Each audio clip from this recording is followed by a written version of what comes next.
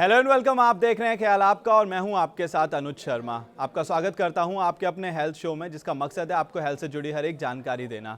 अब तक हमने कई तरह के कैंसर के बारे में जाना है। आज हम बात करेंगे पेट के कैंसर के बारे में, जिसे गैस्ट्रिक कैंसर भी कहा जाता है। महिलाओं की तुलना में पुरुषों में इसके होने की संभावना ज़्यादा रहती है।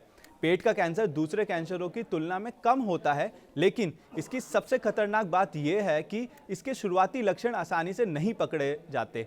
इसके लक्षण क्या हैं और क्या है इसका सही इलाज, आज इसी विषय पर बात करने के लिए हमारे साथ हैं senior consultant gastroenterology and hepatobiliary science Fortis memorial research institute Gurugram से डॉक्टर रिंकेश कुमार बंसल। डॉक्टर, आपका बहुत बहुत स्वागत है हमारे शो में। Hello, thank you Anuj. Doctor, मेरा आपसे पहला सवाल यह है कि पेट का कैंसर क्या है और इसके लक्षण क्या होते हैं? जो पेट का कैंसर है वो दो तरह के होते हैं। एक हम बोलते हैं कार्सिनोमा, एक होता है लिम्फोमा। दोनों ही कैंसर हैं। जनरली जो कार्सिनोमा होता है वो लगभग 80 से 90% में होता है और जिसको हम स्टोमक कैंसर बोलते हैं। दूसरा जो लिम्फोमा होता है वो 10 से 20% लोगों में होता है। हम प्राइमरली गैस्ट्रिक कैंसर की बात करेंगे जो कि गैस्ट्रिक कार्सिनोमा है। इसका जैसा इसके जो लक्षण होते हैं, जनरली क्या होता है कि कोई भी कैंसर एक एबनॉर्मल ग्रोथ है। एक नॉर्मल इंसान, हर इंसान में ग्रोथ होती है। जब वो नॉर्मल होती है तो नॉर्मल ग्रोथ की तरह होती है, लेकिन जब वो एबनॉर्मल होके एक मास बना देती है उसे हम कैंसर बोलते हैं। सो स्टोमक कैंसर की खासियत ये होती है कि चूंकि स्टोमक का कैपेसिटी ज्यादा होती है और कैंसर हमेशा वॉल से चालू होता है, तो ये एक लेट स्टेज में पता चलता है। इसके आरंभिक लक्षण जो होते हैं वो एक नॉन स्पेसिफिक होते हैं, जैसे कि पेट जल्दी बढ़ जाना, भूख कम लगना। देन कुछ जब जैसे जैसे कैंसर की ग्रोथ बढ़ती जाती है, देन कई बार ब्लीडिंग उससे चालू होती है जो खून की कमी करती है। तो कई बार हमें खून की कमी से भी पता चलता है कि गैस्ट्रिक कार्सिनोमा है। And weight loss, significant weight loss with the cancer की ग्रोथ के साथ सिग्निफिकेंट वेट लॉस होता है। एब्डोमिनल पेन बहुत ज्यादा जब कैंसर एडवांस हो जाता है तब जाके होता है। अर्ली कैंसर में जनरली कोई भी सिम्टम नहीं होते, एक्सेप्ट ये कि जल्दी पेट भर जाता है जिसे हम अर्ली सैटिस्फैक्टरी बोलते हैं, और भूख कम लगना चालू हो जाती है जो over the period gradually progress करती है। डॉक्टर, लेटर स्टेज में कई बार पेट में पानी भी आ जाता है जिसको हम असाइटिस बोलते हैं। ये सारे लक्षण एडवांस डिजीज के होते हैं। यस। ओके। डॉक्टर, मेरा अगला सवाल आपसे यह है, पेट में कैंसर होने की क्या वजह होती है? ये बहुत इंपॉर्टेंट क्वेश्चन है। वजह जो होती है दो तरह की होती है। एक होता है कि मॉडिफाइबल, एक होता है नॉन मॉडिफाइबल। मॉडिफाइबल मीन जिसको कि हम चेंज कर सकते हैं। मेनली दो फैक्टर्स होते हैं जो कैंसर के, गैस्ट्रिक कैंसर के साथ एसोसिएटेड हैं। उसमें पहला है हमारा स्मोकिंग। जो स्मोकिंग होती है वो गैस्ट्रिक कैंसर के लिए एक वेल नोन फैक्टर है। दूसरा जो होता है वो डाइट में होता है कि जो स्मोक्ड फूड या जो प्रोसेस्ड फूड होते हैं, जो सॉल्टेड फूड होते हैं, ये सारी चीजें गैस्ट्रिक कैंसर के लिए काफी कॉमन है।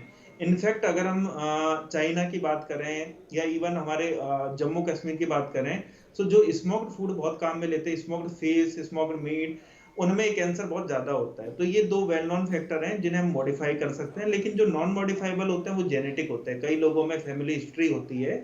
कोई भी कैंसर किसी फैमिली में अगर चलता है तो आप में कोई भी कैंसर आने की संभावना कंपैरेटिवली ज्यादा होती है नॉर्मल पॉपुलेशन से।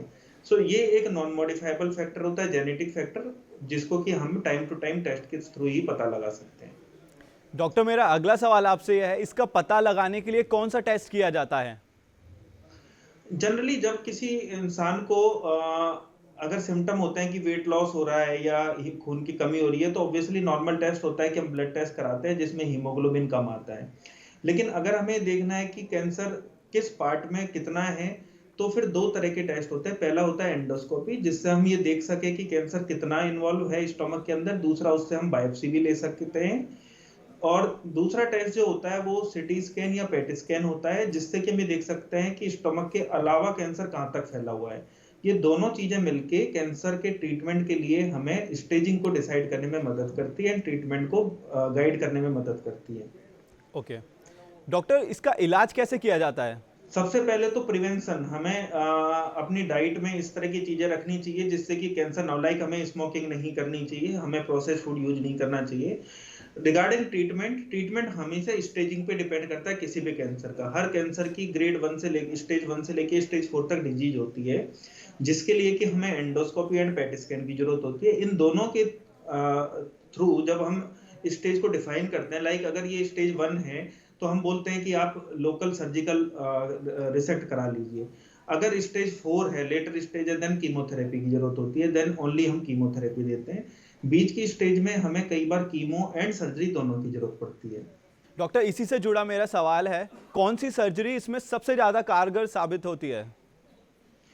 स्टोमक के ना 3 मेन पार्ट होते हैं, मैं आपको बताऊं। एक ऊपर का फंडस पार्ट होता है, एक बीच का बॉडी पार्ट होता है, एक एंट्रम पार्ट होता है, last part. Okay. So it depend करता है कि कैंसर कहाँ से चालू हो रहा है, उसने कितना इन्वॉल्व कर रखा है। लाइक जैसे मैं आपको बात करूं, कई बार जब एंट्रम जो छोटा पोर्शन होता है उसमें अगर कैंसर होता है तो हमें जल्दी भी पता चल जाता है।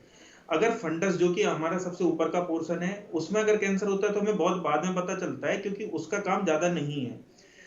ये डिपेंड करता है कि किस जगह का कैंसर है, और वो बाहर तो नहीं है। अगर मान लो वो कैंसर लोकलाइज्ड है तो उस जगह को हम 1-2 सेंटीमीटर उसके आसपास के एरिया को और निकाल देते हैं, जिससे कि कैंसर पूरी तरह निकल जाता है। ओके। सर्जरी डिपेंड करता है कि वो किस जगह पे है। डॉक्टर, गैस्ट्रोमी क्या है और क्या इसका उपयोग कैंसर के इलाज में किया जाता है? गैस्ट्रेक्टोमी मीन्स है कि स्टोमक का उस पोर्शन को निकाल देना। जब भी स्टोमक कैंसर होता है, स्टोमक की कैपेसिटी काफी होती है, तो हम उस पोर्शन को निकाल के भी जो आंतों से जोड़ देते हैं। उस पोर्शन को निकाल देने से और उसके पोर्शन के आसपास 1 सेंटीमीटर से 2 सेंटीमीटर का नॉर्मल टिश्यू अगर हम निकाल दें तो कैंसर के दोबारा आने के चांसेस बहुत कम हो जाते हैं। जो कैंसर की सर्जरी को गैस्ट्रेक्टोमी बोलते हैं, इट डजंट मीन कि वो पूरे स्टोमक को निकालते हैं, वो स्टोमक के उस पोर्शन को निकालते हैं जो इन्वॉल्व है। ओके। डॉक्टर, इसी से रिलेटेड होगा मेरा अगला सवाल आपसे, गैस्ट्रेक्टोमी के बाद कितने समय तक जीवित रह सकता है इंसान? क्योंकि अगर पेट से कोई भी हिस्से को निकाला जाता है तो उसके बिना कैसे जिया जा सकता है? मतलब बहुत ही ज़्यादा डिफिकल्ट हो जाता है। नहीं, मैं बताता हूँ आपको। ऐसा गैस्ट्रेक्टोमी से हमारे सर्वाइवल का कोई लेना देना नहीं है। अच्छा। गैस्ट्रेक्टोमी तो उस डिजीज पोर्शन को निकालना है, उसके बाद हम स्टोमक को इंटेस्टाइन से कनेक्ट कर देते हैं।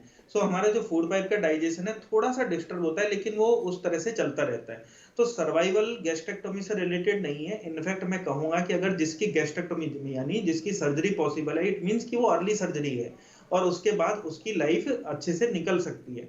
इनफैक्ट जिनकी हम सर्जरी नहीं कर सकते हैं, यानी कि जो लेटर स्टेज पे होते हैं, जिनमें हम सिर्फ कीमोथेरेपी दे सकते हैं, उनमें सर्वाइवल कम होता है। गैस्ट्रेक्टोमी का हमारे सर्वाइवल से कोई लेना देना नहीं है।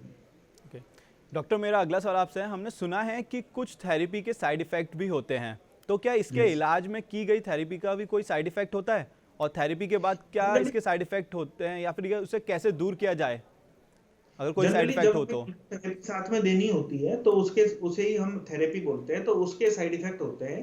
कोई भी कीमोथेरेपी किसी भी ऑर्गन के कैंसर की अगर दें तो उसमें हमें उसके ड्रग की साइड इफेक्ट जो होते हैं वो vomitings, hair loss, loss of appetite, लेकिन ये सारी चीजें ऐसी होती है जो विद द टाइम रिवर्स भी हो जाती है।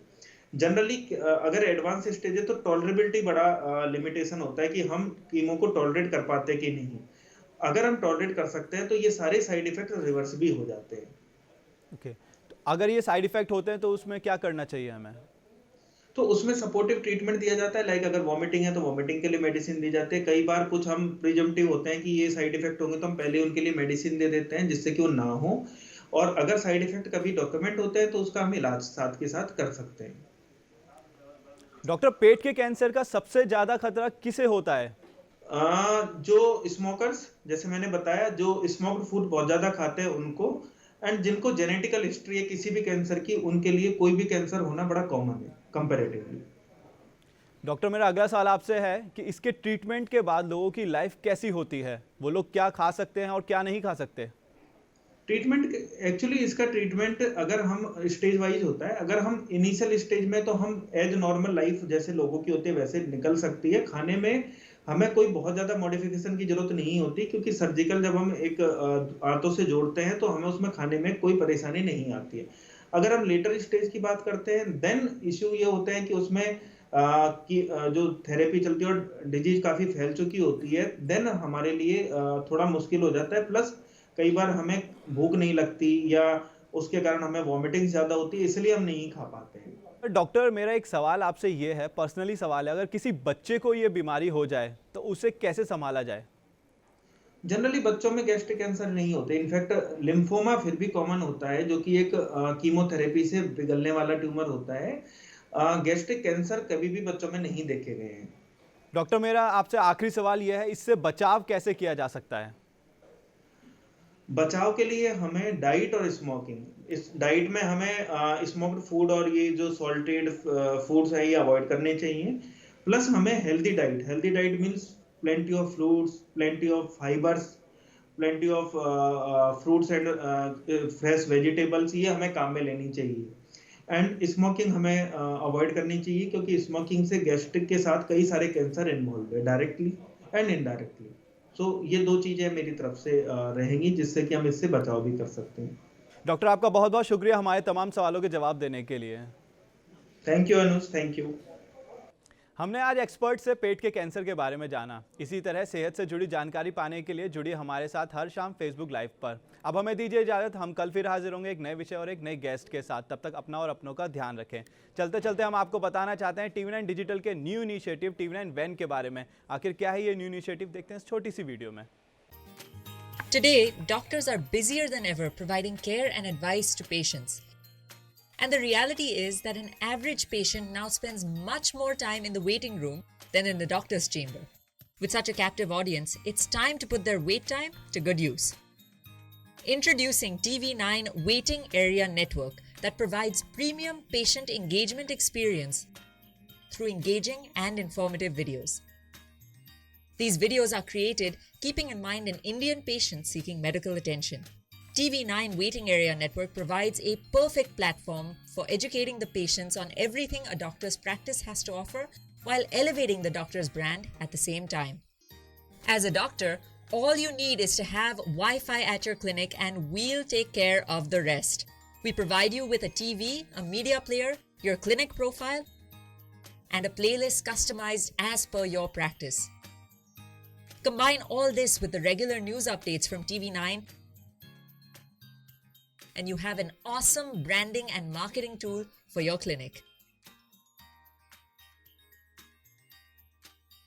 Write to us at van@tv9.com and we'll get in touch with you to set up our solution at your premises.